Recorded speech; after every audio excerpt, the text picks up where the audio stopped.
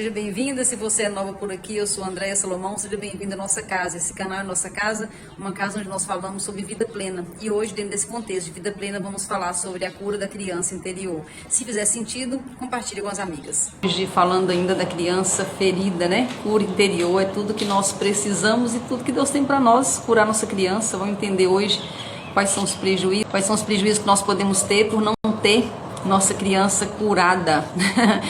E eu já posso adiantar, vou dar um spoiler aqui do final, né? O prejuízo é não ter vida em abundância. Às vezes nós buscamos uma determinada coisa, determinados objetivos, mas nós não queremos mexer lá no que está lá quietinho, no nosso baú, né? No nosso baú da nossa infância, que são questões que nós guardamos tão bem guardadas, e que às vezes são questões fáceis de resolver, simples de resolver, mas a criança aqui que está no controle, ela faz disso uma coisa grande e sofre mais do que deveria, né? Então vamos nos inspirar aqui, no melhor lugar para se inspirar, na palavra de Deus. Vamos ler uma passagem bastante conhecida aqui, que está em Mateus 9, versículo 2. E eis que ele trouxeram a Jesus, um homem paralítico, deitado em um leito, e Jesus, vendo a fé deles, disse ao paralítico: Filho, tem bom ânimo, teus pecados são perdoados. Só isso é suficiente. Teus pecados são perdoados. Um homem paralítico que foi buscar Jesus, será que ele estava pensando assim: nossa, eu acho que eu preciso curar, preciso ser perdoado dos meus pecados? Será que ele estava pensando nisso? Acho que não, né? Acho que ele pensou assim: eu preciso andar. Eu sou paralítico, eu preciso de uma coisa. Se eu resolver essa coisa, tá tudo certo. Eu preciso andar, eu preciso deixar de ser paralítico, né? Então eu creio que era essa, assim, o pensamento, não só do homem paralítico, como dos amigos que queriam que ele andasse. E Jesus olha para a situação, se compadece, como ele sempre fazia, né? E fala com ele: os seus pecados estão perdoados. Jesus olha a situação presente, o sofrimento dele, o desejo dele, e ele vai em outro lugar. Ele vai lá no passado, em coisas que ele tinha feito. Ele lê, né, o coração daquele homem e fala: os seus pecados estão perdoados. Quantas vezes nós vamos diante de Deus e temos feito isso com muita frequência, né? Bom dia. Nós temos a nossa lista de pedidos e isso é lícito e o Senhor quer, né? Ele já sabe o que nós queremos, Ele quer também ouvir de nós, a gente sabe disso. E nós temos aquelas áreas da vida que nós não temos ainda a plenitude, que nós não alcançamos ainda o que nós queremos alcançar. E nós vamos até o Senhor e nós temos pedidos específicos. E aí, outro dia eu falei sobre uma frase que os cristãos gostam de falar e que eu considero quase uma heresia, né? Que a gente fala assim: Deus não demora, Deus capricha. Como se Deus precisasse de tempo para fazer alguma coisa bem feita. Aquele que fez o céu e a terra e fez a gente, ele precisa de tempo. Não, espera um pouquinho que Deus está estudando os manuais para ver como é que ele vai fazer bem feito, para fazer perfeito na nossa vida. Não, isso é uma heresia, né? Na verdade, Deus está pronto, Ele já fez, inclusive. Quem não está pronto somos nós. Então, quando nós chegamos com nosso pedido: Senhor, olha, eu estou paralítico, né? Eu só preciso andar. Qual é a sua paralisia? Qual foi a área da sua vida que você parou, que você não consegue evoluir, que você não conseguiu ainda evoluir? É o seu casamento que você precisa sair dessa paralisia? É a questão do dinheiro? É a questão financeira? É a prosperidade financeira que você não conseguiu avançar ainda? É a saúde que você não avançou? É o emagrecimento? É a obesidade que ainda te segura? São seus filhos? Qual é a área da sua vida que você não avançou? Você está paralítico em quê? Então você chega perto do Senhor e fala: Senhor, tá aqui, ó, é isso aqui, ó, minha paralisia. Eu sou paralítico, eu preciso disso especificamente. Eu tô vendo, eu não preciso pensar muito. Eu olho pra minha conta bancária, eu sei que tá faltando dinheiro. Eu olho pro meu casamento, eu vejo que não tá legal. Então eu sei muito claramente qual é a minha paralisia. E o Senhor olha pra você e sabe de onde que vem a sua paralisia.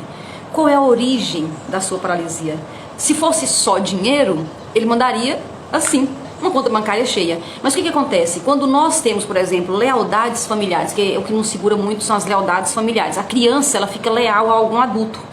Então, em alguma situação que pode ter acontecido na minha infância, por exemplo, eu fico leal a alguém.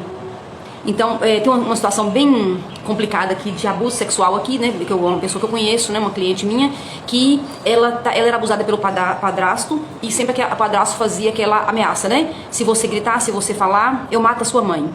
E aí um dia ela gritou, e adivinha o que aconteceu? Ele matou a mãe dela. A mãe dela, quando veio socorrer, ele matou a mãe. E então é uma situação gravíssima, dupla, né? Assim, imagina a cabeça dessa menina, né? Hoje é uma mulher, né? Então, quando acontecem situações graves na nossa infância, a criança naquele momento, ela fica leal a algumas situações. Então, por exemplo, numa situação dessa, claro que eu contei uma história aqui, tipo, gravíssima, né? Imagine e espero que a sua situação não seja nem perto de nada disso, né? São lealdades mais leves, vamos dizer assim. Mas, por exemplo, uma menina dessa, uma mulher dessa, pode nunca se sentir autorizada para ser feliz. Porque a mãe perdeu a vida por causa dela. É a leitura que a criança pode ter feito, né? Bom dia, Lielza. Seja bem-vinda, amiga. Bom dia. Então, as lealdades familiares, elas têm a ver com a dor da criança. A criança, naquele momento, ela decide ser leal a alguém, né? Tem uma outra situação de cliente também, que duas crianças, eram duas crianças, e o pai estava em adultério dentro da própria casa, e a mãe chegou com as duas crianças e flagrou o pai em adultério na própria cama, ali na casa, e as crianças estavam juntas. E até então, essa mulher era magra, a mãe era magra, não existe histórico de obesidade na história passada dela, nos pais, a mãe e tal, essa mulher era magra. Nesse grande trauma, ela pega uma arma pra matar os dois, né? Sabe aquela situação quente ali e tudo? Isso aconteceu há mais de 50 anos atrás. E aí as crianças presenciaram tudo aquilo, e uma criança fica na frente pra não matar o pai, porque a mãe queria matar o pai, né? Naquela situação bem ali. E aí tal, aí aquela situação toda acontece, a partir dali essa mulher começa a engordar. Essa mulher, ela morreu obesa, muito obesa mesmo. E os filhos desenvolveram, depois vem um terceiro, então são 3 filhos. Os 3 filhos desenvolveram uma obesidade que não tem cura. Não tem, sabe assim, a pessoa não consegue resolver? Os 3 filhos ficaram obesos, os 3, que são adultos hoje. E aí tem aquele negócio, emagrece, engorda, emagrece. Obeso não é sobrepeso, obeso. Então uma lealdade muito na cara ali com a mãe, que morreu obesa, que veio tudo, toda a questão foi startada ali nessa situação com os pais. Então a criança, ela vive, então eu vivi coisas, você viveu coisas. Ei, Fabiana, seja bem-vinda. Você viveu, você tem uma história, eu tenho uma história. E a nossa história, se ela não for tratada, então Jesus chega nós chegamos diante de Jesus e ele fala comigo e com você, eu quero resolver as questões que estão lá para trás. Não adianta eu te fazer andar, você vai andar e você vai cair de novo. Então não adianta eu te dar dinheiro, eu vou te encher sua conta de dinheiro, você vai perder tudo. Porque o que faz você perder é que você precisa ajustar a lealdade que não está resolvida, e você fica leal a alguém que está no passado. Então as nossas lealdades, elas são resolvidas quando nós resolvemos a dor da nossa criança. Quem é leal não é o adulto, a lealdade é da criança. Então nós precisamos resolver isso. Bom dia, Grazi. Então o que traz então essas questões não resolvidas? E nós podemos chamar essas questões não resolvidas de falta de perdão. O ideal seria que nós não precisássemos perdoar pai e mãe.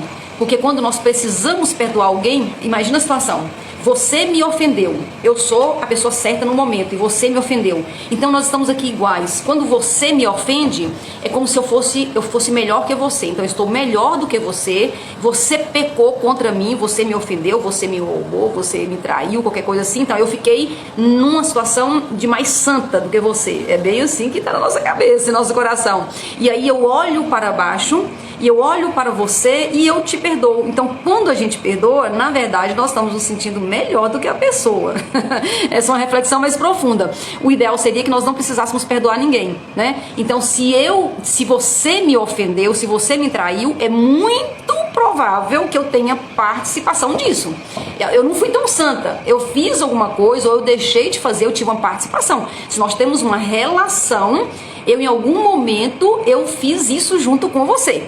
Então eu não precisaria te perdoar. Esse seria o ideal, nós podemos evoluir para isso. Mas enquanto nós não evoluímos para isso, de entender que eu tenho participação em tudo, eu então me sentindo melhor do que meus pais, eu vou perdoar meus pais, né? Não é uma situação correta, melhor, mas é o que nós podemos fazer para resolver nesse momento, né? Então, se, por exemplo, se o pai abandonou, se o pai traiu a mãe, traiu a família, se a mãe foi embora, se a mãe te abandonou, se aconteceram coisas assim, e isso tá te trazendo lealdades e te mantendo paralítico em alguma situação da vida, nesse momento agora eu tenho então que perdoar. E a falta de perdão, ele traz uns efeitos colaterais terríveis, né? Porque às vezes a gente não quer nem falar que precisa perdoar alguém. Não, tá resolvido. Minha mãe me abandonou, mas tá resolvido. Meu marido me traiu, mas tá resolvido. Tudo tá resolvido, né? Jesus, não sei o que. Aí a gente tem principalmente o cristão, ele tem muitas frases já prontinhas para dizer, não, Jesus está cuidando de tudo, Deus não sei o que. A gente fica dando respostas prontas e a gente não vai em espírito e verdade diante de Deus e fala, Deus, Me ajuda, porque eu tô com raiva, eu tô com ódio. Eu não aguento nem ver, eu não aguento nem falar o nome da pessoa. Quando a gente vai em verdade na frente do Senhor, Ele é compassivo, Ele entende o nosso coração, porque nós somos humanos e Jesus já foi humano, Ele já experimentou ser traído, Ele já experimentou um monte de coisa, né? Então Ele entende muito a gente. Mas se eu fico com mentirinhas gourmet pra Jesus, Jesus deve olhar e falar, meu Deus, até que hora que você vai falando essas coisas? Não, tá tudo resolvido. Eu só não quero é conversa com a pessoa, mas tá resolvido. E o coração tá com os efeitos colaterais da falta de perdão. Quais são os efeitos colaterais da falta de perdão? Rancor, ódio, mágoa e amargura. É aquela pessoa, por exemplo, que uma coisa aconteceu, eu fui traída há 20 anos atrás. Né? Aí eu fui, né, traída há 30 anos atrás. Foi a primeira vez assim que eu descobri que eu fui traída. Aí eu olho pra pessoa e falo, não quero nem falar o nome dessa pessoa, não quero nem conversa. Não, quando a gente é curada, eu sou capaz de contar com detalhes da história, eu sou capaz até de rir da história. Pela minha maturidade, né, eu era muito nova, meu primeiro casamento, eu tava ali com 20 anos de idade, muita imaturidade, né, eu fiz muita coisa errada também. Então eu conto quase achando graça. Porque já passou, já tá resolvido, eu não tenho que perdoar nada mais, tá muito resolvido, né? E então quando a gente olha resolvido, você é capaz de fazer até uma piada. Ou então não quer fazer piada, não precisa fazer piada, mas você fala com leveza. Não, eu entendo aquela situação e tudo, aí você fala assim, você dá por menos, que na verdade não é uma coisa que importa. Se essa pessoa precisar de você, você é até capaz de ajudar, de fazer alguma coisa, né? Você é capaz de orar por essa pessoa, você é capaz de desejar que ele fique bem. Por exemplo, essa pessoa que me traiu, ele tá casado hoje, né? Então eu sou capaz de orar, de que ele realmente tenha encontrado a mulher, que seja parceira, que faça ele ficar cada dia uma pessoa melhor, que ele fique bem em todas as áreas da vida. Eu sou capaz de fazer isso quando eu perdoo. Mas quando eu falo, não quero nem falar nesse assunto, vixe, fulano, nossa, fulano tá ali, não, nem vou. Então, ódio, rancor, mágoa e amargura. Eu não preciso ficar amiguinha da pessoa, não, nem necessidade. Mas eu sinto o cheiro, né? Eu tenho que ser capaz de sentir o cheiro. Quando eu falo dessa pessoa, qual é o cheiro que sai do meu coração? Isso aí dá pra nós a noção se nós estamos com rancor, ódio ou amargura, ou se tá tudo top, tá tudo certo. Então, nós temos um efeito colateral da falta de perdão, rancor, ódio, raiva e amargura, mas nós temos uma aparência, e a aparência vem na paralisia. A paralisia que nós sentimos é o diagnóstico, vamos dizer assim, é o diagnóstico do que era só um efeito colateral. Então aconteceu um fato de verdade, quando nós precisamos perdoar não é porque não aconteceu, aconteceu um fato. Depois de acontecer um fato, eu fiquei com isso no coração, vem então os efeitos colaterais, rancor, ódio, amargura, e vai aparecer, o diagnóstico ele aparece através de sinais e sintomas. E aí aparecem alguns diagnósticos muito pesados, até inclusive como câncer, e outras situações como não conseguir romper financeiramente e tantas outras coisas, né? Então isso que aparece é só a figura final, não adianta lutar contra isso. Eu tenho que ir lá atrás e resolver o que tem que ser resolvido lá atrás. E por que acontece tantas situações que nós precisamos então entrar nessa vibe aí de ter que perdoar as pessoas, né? Por conta de duas coisas principalmente. Primeira coisa, nós estamos no mundo caído, gente. Mas por que aquela criança, gente, nós estamos no mundo caído? É bobagem a gente achar que só porque nós somos pessoas boas, que nós estamos na igreja, que o pecado não vai nos alcançar, que um homem, um bandido, uma pessoa, que não vai alcançar. É muita inocência a gente pensar dessa forma. Nós estamos no mundo caído. O próprio Senhor falou, no mundo sempre há vez de ter aflição. Mas por que vai ter aflição? Se eu sou uma pessoa que estou aqui, companheira, junto, na intimidade com o Senhor, porque eu estou no mundo caído. Enquanto eu não sair daqui, por isso nós temos que ter pressa, né? Maranata, né? Vem, Senhor, vem logo, Senhor, vem logo, porque esse mundo é um mundo caído. Não tem como resolver o mundo caído até que ele volte, né? Essa é a primeira situação real. A segunda situação, na verdade, é chamada de merecimento, de justiça própria. Muitas coisas acontecem e nós temos dificuldade de avançar porque a gente acha que a gente é bom demais. A gente acha que a gente é bom demais, né? A gente vai, nossa, me traiu, eu sempre fui, tipo, a melhor esposa, eu sempre fui a melhor pessoa. Então a gente se dá em uma conta bem alta às vezes, né?